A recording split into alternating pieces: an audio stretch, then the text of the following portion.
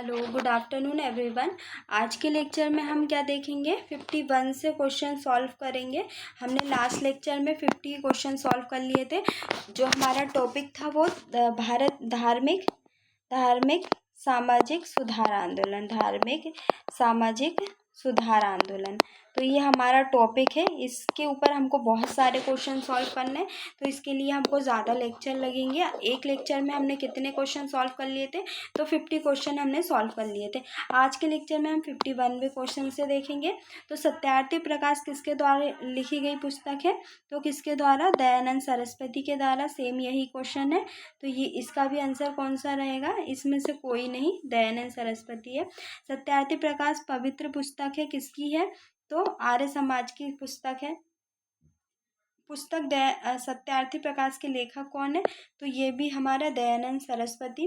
55वां question, निम्नलिखित संगठनों में से किसने शुद्धि आंदोलन का समर्थन किया था? तो आर्य समाज ने शुद्धि आंदोलन का समर्थन मतलब दयानंद सरस्वती के द्वारा किया गया था। इसमें हमको 56वें क्वेश्चन में हमको कथन और कारण के बारे में पढ़ना है। तो आर्य समाज आंदोलन ने हिंदुओं में आत्मविश्वास और आत्मनिर्भरता प्रदान की, ये सत्य है। आर्य समाज आंदोलन ने श्वेत जाति की श्रेष्ठता में विश्वास की जड़ों को कमजोर किया। तो इसमें से हमारा कौन सा सही है? दोनों सही है, पर आर एक ही सही व्याख्या नहीं करता। इसके बाद हम देख लेंगे, निम्न में से किसने कहा था कि अच्छा शासन स्वशासन का स्थानापन्न नहीं है? तो ये किसके द्वारा किया था? स्वामी दयानंद। जो कथन है, हमको कथन भी विशेष रूप कर हमको क्या ध्यान रखना है। इसके बाद 58वां क्वेश्चन, निम्न में से किस व्यक्ति ने सर्वप्रथम स्वराज शब्द का प्रयोग किया और हिंदी को राष्ट्रभाषा माना? तो किसके द्वारा? दयानंद सरस्वती के द्वारा। इसके बाद हम 59वां क्वेश्चन पढ़ेंगे, निम्नलिखित में से किसने कहा कि भारत भारतीयों के लिए है? ये भी किसके द्वारा कहा? ये दयानंद सरस्वती के द्वारा। इसके बाद हम देखेंगे निम्नलिखित में से कालानुक्रम देखेंगे। तो सबसे पहले कौन आए थे? सबसे पहले तुलसीदास, उसके बाद राजा राम मोहन राय, उसके बाद दयानंद सरस्वती और उसके बाद कौन आए थे? स्वामी विवेकानंद। तो हमारा ये सीक्वेंस है। निम्नलिखित में से किसने महाराष्ट्र में प्रार्थना समाज की स्थापना की? तो आत्माराम पांडुरंग के द्वारा प्रार्थना समाज की स्थापना की। प्रार्थना समाज की स्थापना कहाँ पे? तो महाराष्ट्र में। अभी हमने देखा, ये MPPSC के प्री 2022 में आया ये क्वेश्चन। प्रार्थना समाज संस्था के संस्थापक कौन है? तो कौन है? अभी हमने देखा है इसको, कौन है? तो आत्माराम पांडुरंग इनके संस्थापक है। ये क्वेश्चन मिसप्रिंट है, इसमें दिया नहीं है। प्रार्थना समाज के संस्थापक कौन है? तो आत्माराम पांडुरंग है। महाराष्ट्र में प्रार्थना समाज का मुख्य संचालक कौन था? तो इसका भी आंसर कौन था? महाराष्ट्र के सुकरात भी बोलते हैं इनको, MG रनाडे। देव समाज का संस्थापक किसको कहा जाता है? तो शिव नारायण अग्निहोत्री को देव समाज के संस्थापक माना जाता है। 67वां क्वेश्चन, किसने 1873 में सत्य शोधन समाज की स्थापना की थी? तो ज्योतिबा फुले के द्वारा। ये सारे जो समाज है, जो संस्था है, उसको हमने अच्छे से पढ़ा है। 68वां क्वेश्चन, सत्य शोधन समाज की स्थापना किसके द्वारा की गई? तो ज्योतिबा फुले के द्वारा। सत्य शोधन समाज की स्थापना किसने? ये भी रिपीट क्वेश्चन है, तो ज्योतिबा फुले। और गुलामगिरी के लेखक कौन है? तो कौन है? ज्योतिबा फुले ही है।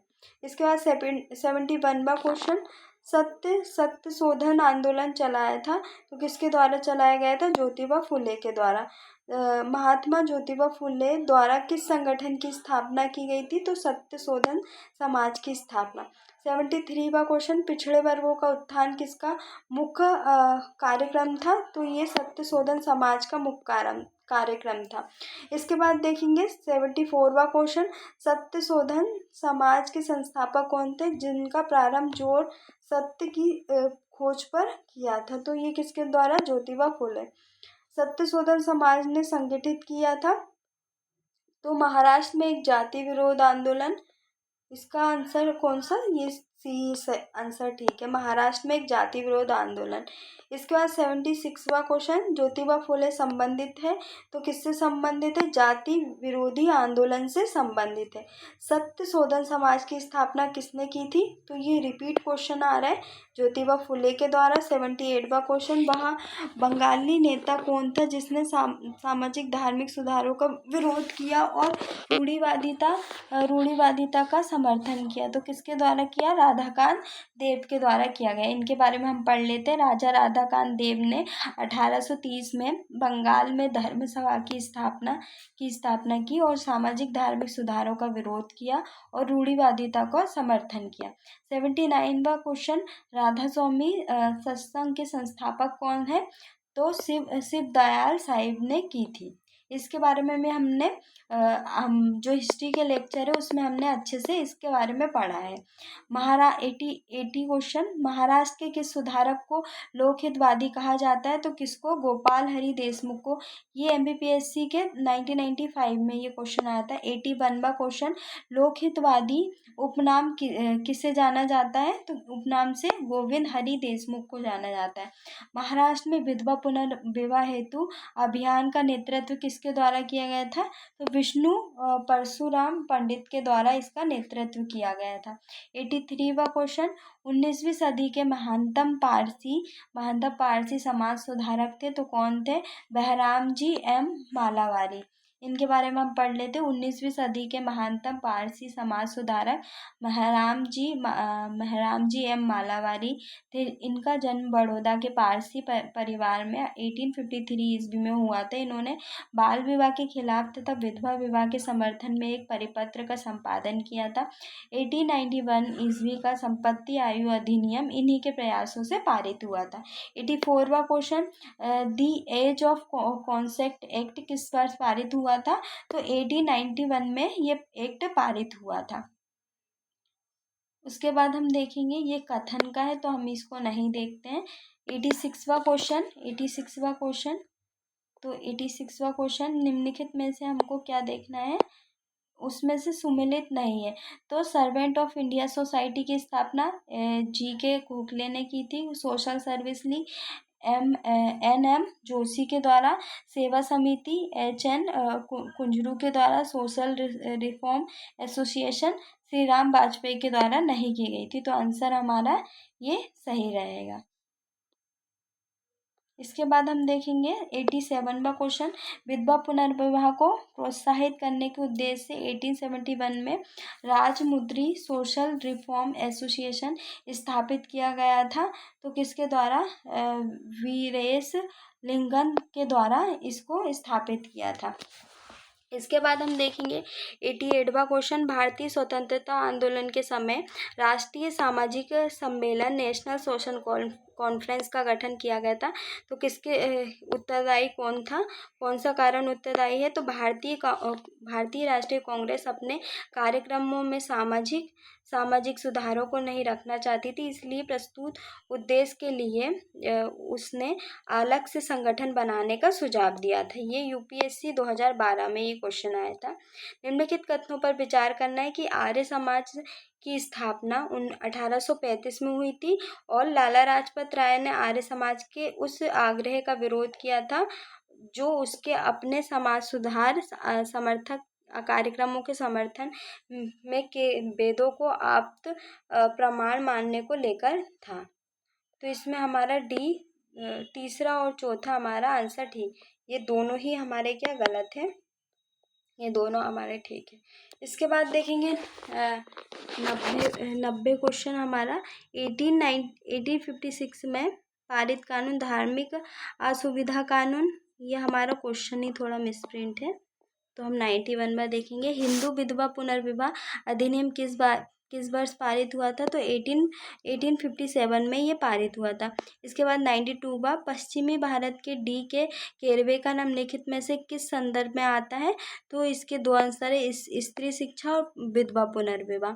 इसके बाद 93वां, निम्नलिखित में से किसने प्रमुख रूप से विधवा पुनर्विवाह के लिए संघर्ष किया और उसे अपनी कानूनी रूप से वैध बनाने में सफलता प्राप्त की, तो ईश्वर चंद विद्यावागीश। निम्नलिखित में से कौन सेक्रेटरी के नाम में हिंदू फीमेल स्कूल से संबंधित है, तो कौन संबंधित है, विद्या चंद्र वागीश। इसमें से कौन सा कथन सही नहीं है, तो हम देखते हैं सन 1829 में विलियम बेंटिक ने सती प्रथा को कानून द्वारा अपराध घोषित किया था।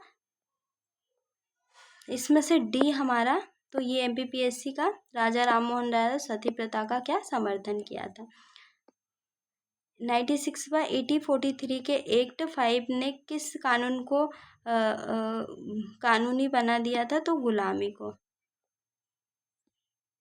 दास प्रथा को। निम्नलिखित में से किसने 1872 में नेटिव मैरिज एक्ट को पारित कराने में महत्वपूर्ण भूमिका निभाई थी, तो केशव चंद्र सेन ने। 98वां क्वेश्चन, नेटिव मैरिज एक्ट किस वर्ष पारित हुआ था, तो ये 1872 में पारित हुआ था। इसके बाद 99वां क्वेश्चन, बाल विवाह प्रथा को नियंत्रित करने हेतु 1872 के सिविल मैरिज एक्ट ने लड़कियों के विवाह की न्यूनतम उम्र कितनी रखी थी, तो 14 वर्ष। इसके बाद 100 क्वेश्चन, आज हम 100 क्वेश्चन ही सॉल्व करेंगे, देन नेक्स्ट लेक्चर में इसको हम कंप्लीट कर लेंगे। 149 क्वेश्चन सॉल्व करने, या तो हमारा नेक्स्ट लेक्चर या इससे एक और लेक्चर में हम इसको कंप्लीट कर लेंगे। 1853 में जन्मे, ये पश्चिमी भारत के पारसी थे। ये इंडियन इंस्पेक्टर द्वारा वॉइस ऑफ इंडिया के संस्थापक थे। ये एक समाज सुधारक थे और संपत्ति आयु अधिनियम 1891 के पक्ष में प्रमुख संघर्ष करता थे। तो ये किसका, PS मालावारी। तो 101 क्वेश्चन से हम क्या कल इसको सॉल्व करेंगे, और कितने क्वेश्चन और हमारे रह गए तो हम देख लेते हैं। 149 क्वेश्चन है शायद हमारे, तो 149 हमको क्वेश्चन सॉल्व करने हैं। 145 हमको क्वेश्चन सॉल्व करने, तो हम कल के लेक्चर में या कल से एक और लेक्चर लगेगा तो हमारे ये कंप्लीट हो जाएंगे।